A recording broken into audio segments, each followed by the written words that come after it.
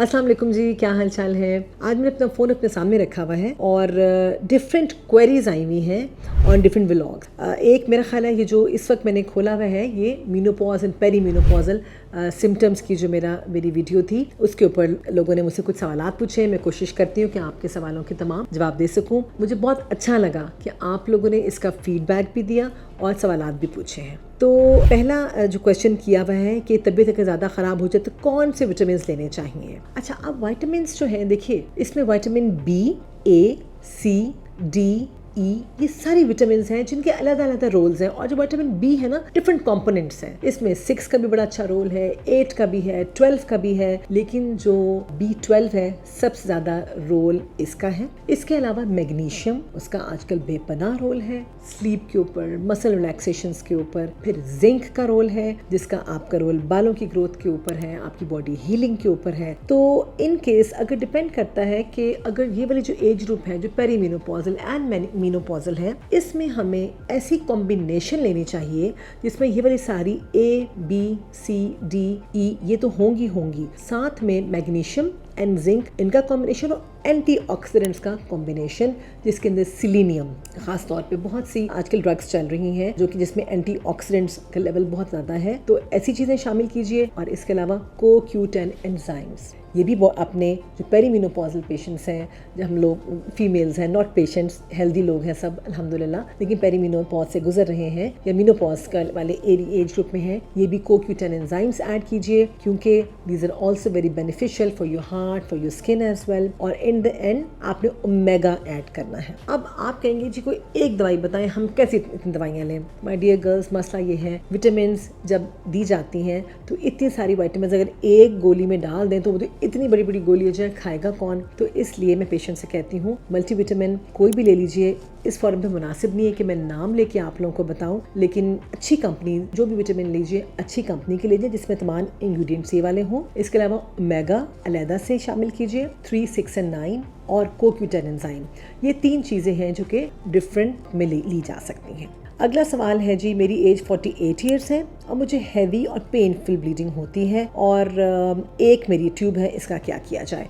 तो अगर तो हैवी ब्लीडिंग है और हमेशा से ही हो रही थी, आपको थोड़ी सी हैवी लगी है, अल्ट्रासाउंड हो जाना लाजमी है। देखना ही चाहिए हमें कि कोई फाइब्रॉइड की रसौली तो नहीं पड़ी हुई और यूट्रस का साइज कितना है। और अगर ये सब कुछ नॉर्मल होगा तो सिंपल ट्रांसमीन का कैप्सूल हर महीने 3 दिन ले लिया करें। 500 मिलीग्राम का कैप्सूल है, 2 सुबह 2 दोपहर 2 शाम, और साथ में पॉन्स्टान 4 की 1 गोली सुबह 1 गोली शाम, हर महीने 3 दिन ले लीजिए, इससे फर्क पड़ जाएगा इंशाल्लाह। अगला है सवाल कि जी मुझे शैटिका है और मेरी पेरीमेनोपॉज है, मैं होम्योपैथिक की मेडिसिन यूज कर रही हूँ और कौन से सप्लीमेंट्स इस्तेमाल करूँ। देखिए, जो शैटिका है ये एक टोटल सेपरेट चीज है, लेकिन जरूरी शैटिका के पेशेंट्स के लिए ये है अपना पोस्चर मेंटेन रखना, कंधे स्ट्रेट रखें, बैक स्ट्रेट रखें। जिसको भी शैटिका है वो सोफे पे ना बैठे, आप हार्ड चेयर्स पे बैठिए, लेकिन जिस तरह जो खाने की मेज की टेबल्स चेयर्स होती है ना जो इर्द गिर्द लगी होती हैं, उन पे बैठें। जब बैठें कोशिश करें अपने पीछे कमर पे सपोर्ट दें। अगर कोई चीज़ ज़मीन पे उठानी है, कमर को झुकाने के बजाय अपने घुटने बेंड करें और वो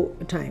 शैटिका के पेन के लिए विटामिन B12, मेथिकोबॉल जिसको कहते हैं, आम डिफरेंट नामों से मिल जाती है, ये ज़रूर सुबह शाम ऐड अप कीजिए अपनी डाइट के अंदर। और कोई भी अच्छा सप्लीमेंट जिसके अंदर तमाम, जैसा मैंने पहले बताया, एडेड है, वो वाले सप्लीमेंट्स लीजिए। अगला सवाल ये है कि जी हम जो चिया सीड्स हैं या फ्लैक्स सीड्स हैं, क्या हाई ब्लड प्रेशर और कोलेस्ट्रॉल वाले भी ले सकते हैं? जी बिल्कुल, व्हाई नॉट, ज़रूर लीजिए। देखिए, ये तमाम नेचुरल चीज़ें हैं, नेचुरल इंग्रेडिएंट्स हैं। अब हमारी जो दवाइयाँ हैं इन्हीं चीज़ों से तो बनी हुई हैं, तो बिल्कुल ले सकते हैं। याद रखिए, हर चीज़ की ज़्यादती बुरी है। चिया सीड्स अगर लेना चाहते हैं तो 1 से 2 table spoon early in the morning भिगो के रख लीजिए। और खाली चिया सीड्स नहीं खाने, क्योंकि अल्लाह ताला ने इनमें ऐसा एक पावर रखी है कि ये हाइग्रोस्कोपिक है, ये वाटर को रिटेन करते हैं। ये ना हो कि आप वैसे खा लें और पेट में जाके तमाम का तमाम आपका वाटर रिटेन करना शुरू हो जाए। इनको भिगो के रखें, ओवरनाइट भिगो लें तो बहुत अच्छा है, वरना अर्ली इन द मॉर्निंग 1 से 2 घंटे भिगो के आप ये फिर लीजिए। Same goes for flax seed. Flax seed उन तमाम लोगों के लिए बहुत अच्छे हैं जिनके मेंस्ट्रुअल साइकिल इरेगुलर रहते हैं, लेकिन अगेन अगेन बहुत ज़्यादा फ्लैक्स सीड्स नहीं लें क्योंकि एस्ट्रोजन कंटेंट बढ़ना शुरू हो जाता है। अगला जी सवाल है कि ईस्ट्रोजन को बैलेंस करने के लिए क्या करना चाहिए, मेडिसिन लें या डाइट लें? तो देखिए, ईस्ट्रोजन एक ऐसा सप्लीमेंट है जो आपकी बॉडी प्रोड्यूस कर रही है, ओवरीज में से प्रोड्यूस हो रहा है नेचुरली। अगर आप यंग हैं, मेनोपॉज नहीं हुआ, 45-46 ईयर तक तो खुद ब खुद प्रोड्यूस होता जाएगा और यकीन करें इतना जबरदस्त हार्मोन है, आपकी स्किन, आपके बाल, मूड, आपका दिल, ये तमाम चीजें जवान रहती हैं। हाँ, प्रॉब्लम आता है मेनोपॉज। जैसे ही मेनोपॉज हुआ, ईस्ट्रोजन कट सप्लाई होगी और जब ईस्ट्रोजन की सप्लाई खत्म हो जाती है तो क्या होगा, मूड स्विंग्स होना शुरू हो जाते हैं। हार्ट की हेल्थ के लिए जो बेनिफिशियल हार्मोन था वो भी खत्म हो गया। आपकी स्किन के ऊपर बुढ़ापे के असरात आना शुरू हो जाते हैं, झुर्रियां आना शुरू हो जाती हैं। तो ईस्ट्रोजन की जो और नींद का भी डिस्टर्बेंस होना शुरू हो जाता है। अब हमने खाली ईस्ट्रोजन की गोली नहीं देनी। याद रखिएगा प्लीज कि जो भी मेरी बहनें मेनोपॉज से गुजर रही हैं, जिनका यूट्रस अंदर है, तो ईस्ट्रोजन हमने गोली की सूरत में नहीं देना। क्यों? क्योंकि ईस्ट्रोजन अगर आप खाली लेते हैं तो बच्चेदानी के कैंसर होने का बहुत डर होता है। बेस्ट क्या है, वॉक कीजिए नेचुरल सोर्सेज ऑफ ईस्ट्रोजन, जो कि आप सोया का नाम सुना होगा, सोयाबीन के फॉर्म में या सोया के कैप्सूल्स आते हैं, वो लीजिए और इस तरह से आपका एस्ट्रोजन बैलेंस हो जाएगा। अलबत्ता ऐसे पेशेंट्स जिनका यूट्रस नहीं है, किसी वजह से बच्चेदानी निकल चुकी है, ऐसे पेशेंट्स को हम बहुत नाप तोल के एस्ट्रोजन की गोलियां दे सकते हैं अगर ज़रूरत हो तो। अगला सवाल है जी, प्लीज़ बताएं, वीकनेस बहुत ज़्यादा है, 45 एज है, डेट आती है मगर बहुत कम, क्या किया जाए? देखिए, डेट अगर बहुत कम होना शुरू हो गई है हर मरतबा पीरियड्स, इसके लिए भी डॉक्टर को देखें कहीं बच्चेदानी अंडेदानी में कोई पानी की थैलियाँ तो नहीं बन रही और क्या आपको मेनोपॉज टाइम से पहले तो नहीं हो रहा।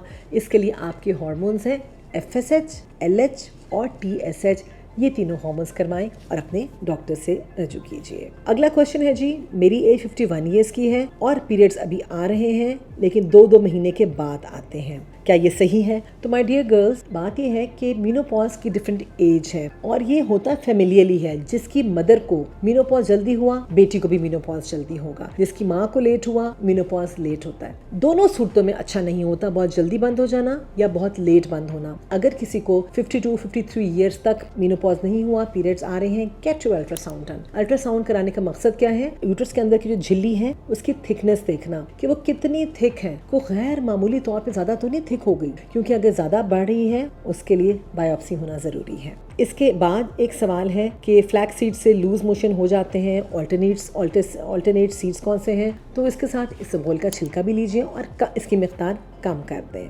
मेरा ख्याल है आज के लिए हम अपने सवालों की इख्तिताम पजीर करते हैं और मज़ीद नए सवालों के साथ फिर हाजिर होंगे। I am very very thankful to all my viewers जो कि मुझे बहुत ज़्यादा सराहते हैं, सवालात करते हैं और आई वुड लाइक कि आपकी मैं तमाम उम्मीदों पे पूरी उतरूँ और जो क्वेश्चंस आप करें, हमारी कोशिश होगी कि इसके ऊपर सेपरेट हम व्लॉग कर लिया करें ताकि आपको अपने सवालात का जवाब मिल सके। Thank you so very much.